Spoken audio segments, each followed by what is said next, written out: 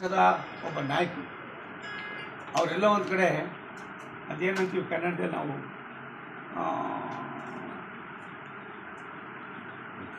ವಿಚಾರ ಹೇಳಿ ಅವ್ರಿಗೆ ಏನು ಮಾತಾಡಬೇಕು ಅನ್ನೋದೇ ಗೊತ್ತಾಗ್ತಿಲ್ಲ. ಅವರು ಒಂದು ರೀತಿ ನಿರಾಸರಾಗಿದ್ದಾರೆ. ನಿರಾಸರಾಗಿ ಆ ಭಾವನೆಯನ್ನು ವ್ಯಕ್ತಪಡಿಸ್ತಾ ಇದ್ದಾರೆ. ನನಗೆ ತಿಳಿದ ಮಟ್ಟಿಗೆ ಖರ್ಗೆ ಅವರ ಭಾವನೆ ಈ ಥರ ಇದೆ ಅಂದಾಗ ಅವರು ನನಗೆ ಭಾರಿ ಅವ್ರ ಬಗ್ಗೆ ಅಪಾರವಾದ ಗೌರವ, ನಂಬಿಕೆ, ಅವ್ರ ಕುಟುಂಬಕ್ಕಾಗಿರ್ತಕ್ಕಂಥ ಆಘಾತದಲ್ಲೂ ಕೂಡ ಅವ್ರು ಅನುಭವಿಸಿರ್ತಕ್ಕಂಥ ನೋವು ಇವೆಲ್ಲವನ್ನು ಕೂಡ ನೋಡಿ ಅವರೆಲ್ಲ ಒಂದು ಕಡೆ ನಿರಾಶಾದಾಯಕವಾದ ಭಾವನೆಗಳನ್ನು ವ್ಯಕ್ತಪಡಿಸಿರ್ತಕ್ಕಂಥದ್ದು ನನಗನ್ನಿಸದೆ ಇದು ಒಳ್ಳೆಯದಲ್ಲ. ದಯಮಾಡಿ ತಾವು ಯಾರಿಗೋಸ್ಕರ ಈ ಮಾತನ್ನು ಹೇಳ್ತಾ ಇದ್ದೀರೋ, ಯಾರ ತೃಪ್ತಿಗೋಸ್ಕರ ಮಾಡ್ತಾ ಇದ್ದೀರ, ಇದು ನನ್ನಂತ ನಾವು ಯಾವುದೇ ಪಾರ್ಟಿಲಿ ಇರ್ಬೋದು.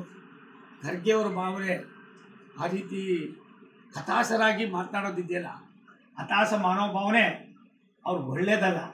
ನಾನು ಇವತ್ತು ಕೂಡ ಹೇಳ್ತೀನಿ, ದೇಶ ಇದ್ದರೆ ನಾವು ಯಾರನ್ನೋ ಕರ್ಕೊಂಡೋಗಿ ನೀವು ಓಲೈಕೆ ಮಾಡೋದಕ್ಕಿಂತ ಹೆಚ್ಚಾಗಿ ನಿಮ್ಮ ಕುಟುಂಬವನ್ನು ನಿಮ್ಮ ಕಣ್ಣೆದುರುಗಡೆ ನಿಮ್ಮ ತಾಯಿ ಮತ್ತು ನಿಮ್ಮ ತಂಗಿಯನ್ನು, ನಿಮ್ಮ ತಂದೆ ನೀವಿಬ್ಬರು ಕಣ್ಣಲ್ಲಿ ಮರದಿಂದಗಡೆ ನಿಂತು ನೋಡ್ತಾ ಇದ್ದಂಥ ಸಂದರ್ಭ ಆಗಿರ್ತಕ್ಕಂಥ ಒಂದು ಕೈಘಟನೆಯನ್ನು ತಾವು ನೆನೆಸ್ಕೊಂಡ್ಮೇಲೆ ಆಮೇಲೆ ಯಾವುದೋ ನೀವು ಹೇಳಿದ್ರಲ್ಲ ಅದೇನೋ ಪಾಕಿಸ್ತಾನ ಅಂತ, ಅಲ್ಲ ಆ ಪಾಪಿಗಳ ಹೆಸರನ್ನು ಹೇಳೋದಕ್ಕೂ ಕೂಡ ನಿಮಗೆ ಬಾಯಿನಲ್ಲಿ ಬರಬಾರ್ದು.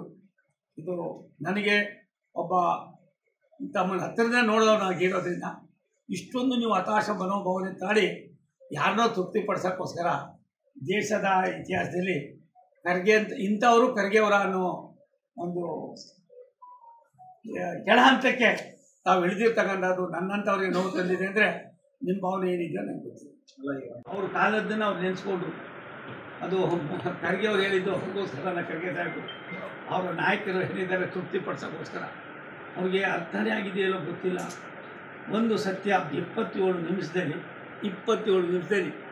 ಇಡೀ ವಿಶ್ವ, ಭಾರತ ಅಲ್ಲ ಇಡೀ ವಿಶ್ವ, ಮೋದಿಯವರೇನು, ಮೋದಿಯವರ ಆಡಳಿತದ ಶೈಲಿ ಏನು, ಈ ದೇಶಕ್ಕೆ, ಈ ದೇಶದ 140 ಕೋಟಿ ದೇಶವಾಸಿಗಳಿಗೆ ಯಾವ ರೀತಿ ನಾವು ರಕ್ಷಣೆ ಕೊಡ್ತೀವಿ, ಒಬ್ಬ ಸಾಮಾನ್ಯ ನಾಗರಿಕರಿಗೆ ಅದರೊಳಗೆ ವಿಶೇಷವಾಗಿ ಎಂಥ ಮುಂದುವರೆದ ರಾಷ್ಟ್ರ ಆದರೂ ಕೂಡ ಉಗ್ರರನ್ನು ಪೋಷಣೆ ಮಾಡ್ತಕ್ಕಂಥ ಈ ದುಷ್ಟಶಕ್ತಿಗಳನ್ನು ಯಾವ ರೀತಿ ನಾವು ಅವ್ರನ್ನ ಬಗ್ಗು ಬಡಿಬೋದು ಅನ್ನೋದಕ್ಕೆ ಮುಂದಿನ ದಿನಗಳಲ್ಲಿ ಅಮೇರಿಕಾ ಇರ್ಬೋದು, ಚೈನಾ ಇರ್ಬೋದು, ಬೇರೆ ಬೇರೆ ರಾಷ್ಟ್ರಗಳಿರ್ಬೋದು, ಅವರು ಕೂಡ ಇದನ್ನೇ ಮಾಡ್ತಕ್ಕಂಥ ದಿನಗಳು ಬರ್ತವೆ.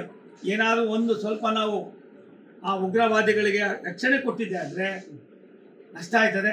ಅದಕ್ಕೋಸ್ಕರವಾಗಿ ಏನು ಮೋದಿಜಿಯವರು 27 ನಿಮಿಷದಲ್ಲಿ ಕೊಟ್ಟರಂಥ ಒಂದು ದೊಡ್ಡ ಇಂಜೆಕ್ಷನ್ನು, ಆ ಇಂಜೆಕ್ಷನ್ ತಡ್ಕೊಳ್ಳೋಕ್ಕೆ ಇನ್ನೂ 25 ವರ್ಷ ಬೇಕಾಗ್ತದೆ ಪಾಕಿಸ್ತಾನದವ್ರಿಗೆ.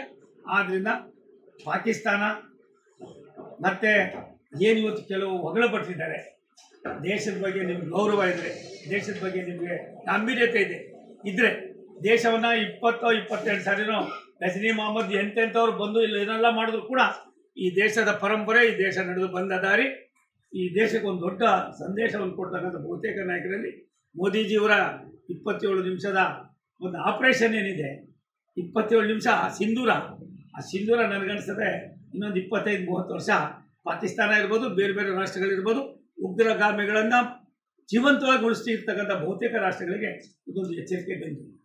ಕನ್ನಡಿಗರ ಮೆಚ್ಚಿನ ನಿಮ್ಮ ನ್ಯೂಸ್ 18 ಕನ್ನಡ ಈಗ ವಾಟ್ಸ್ಆಪ್ನಲ್ಲಿಯೂ ಲಭ್ಯ. ಕರ್ನಾಟಕ ಮತ್ತು ದೇಶ ವಿದೇಶದ 360 ಡಿಗ್ರಿ ಸುದ್ದಿ ವಿವರವನ್ನ ನೀವು ನಿಮ್ಮ ಕೈ ಬೆರಳುಗಳಲ್ಲಿಯೇ ಪಡೆಯೋದಿಕ್ಕೆ ಈ QR ಕೋಡ್ ಅನ್ನು ಸ್ಕ್ಯಾನ್ ಮಾಡಿ. ನಮ್ಮ ಚಾನೆಲ್ ಅನ್ನು ಫಾಲೋ ಮಾಡಿ, ನೋಟಿಫಿಕೇಶನ್ ಆನ್ ಮಾಡಿ.